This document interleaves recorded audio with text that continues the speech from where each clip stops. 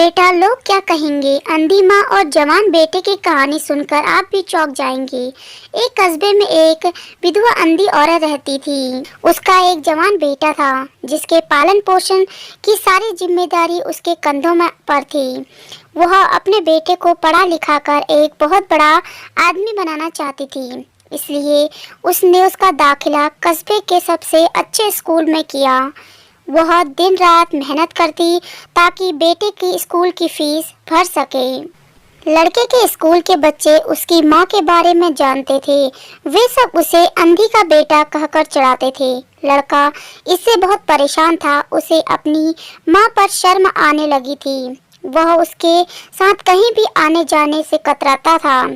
जब लड़का बड़ा हुआ तो उसकी शहर में नौकरी लग गई थी। उसने अपनी माँ से वादा किया कि शहर में मकान लेकर वह उसे लेने आएगा, लेकिन वह शहर गया तो फिर लौट कर ही नहीं आया। कई महीने बीत गए, लड़के की कोई खबर नहीं आई। अंधी एक दिन उससे रहा नहीं गया और वह बेटे से मिलने शहर पहुंच गई। पूछते पूछते वह बेटे के ऑफिस तक पहुंची। वहां सिक्योरिटी गार्ड ने उसे रोक दिया।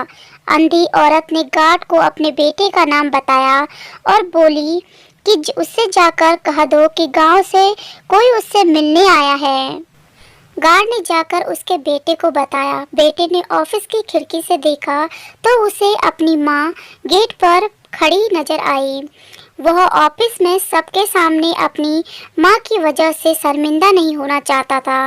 उसने कहलवा दिया कि वह ऑफिस में नहीं है। अंधी औरत वहां से चली गई।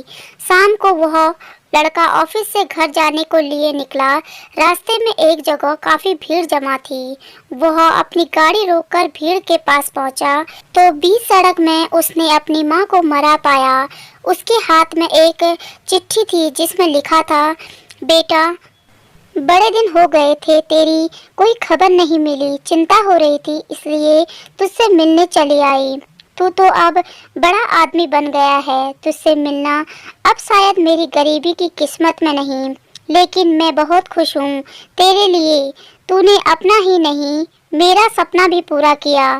मलाल है कि तेरी तरक्की देख नहीं सकती। काश बचपन में तेरी आंखों में सरिया न घुसा होता और मुझे तुझे अपनी आंखें न देनी पड़ती होती, तो तेरी तरक्की मैं अपने आंखों से देख सकती और मुझे सुकून से मर सकती। तेरी अंधी माँ। ये पढ़कर लड़का फूट फूट कर रोने लगा। जिस अंधी माँ पर उससे शर्म आती थी, उसने उसके लिए कितना बड़ा बलिदान किया था।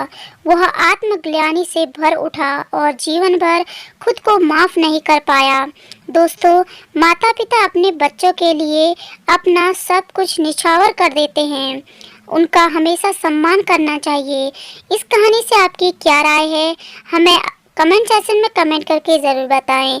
और अगर आपको कहानी पसंद आती है तो आप एक लाइक और ज़्यादा से ज़्यादा इस कहानी को अपने दोस्तों में ज़रूर शेयर कीजिए।